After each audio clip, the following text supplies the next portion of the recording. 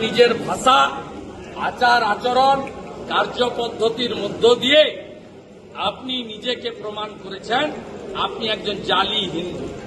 আপনি পিতৃপক্ষে যান কেন? পিতৃপক্ষ হিন্দুরা মানে না, অশুভ ওটা। পিতৃপক্ষে গয়াতে যায় সবাই, গিয়ে তাদের যারা পিতামাতা গত হয় পিণ্ডদান করে। পিতৃপক্ষে শুভ কাজ কেউ করে না।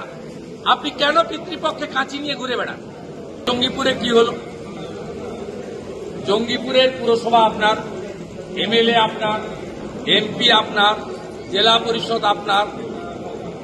সেখানে কালকে বেচারা পুলিশদেরকে গাড়িগুলো পুড়ালো হলো।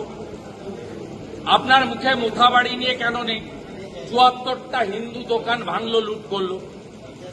আপনার মুখে একটা শব্দ নেই কেন?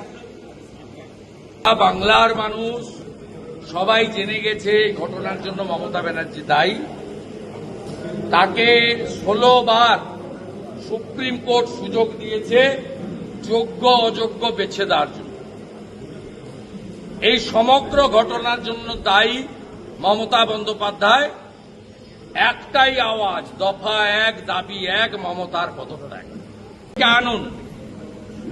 সরকার গঠনের ১ মাসের মধ্যে সিবিআই যে হার্ড ডিস্ক গাজিয়াবাদ থেকে উদ্ধার করেছে, ওখান থেকে ওএমআর বের করে যোগ্যদের তালিকা করে আমরা সুপ্রিম কোর্টে গিয়ে ফেলে দিয়ে বলবো, হুজুর এরা যোগ্য, এদের চাকরি আপনি ফিরিয়ে দিন।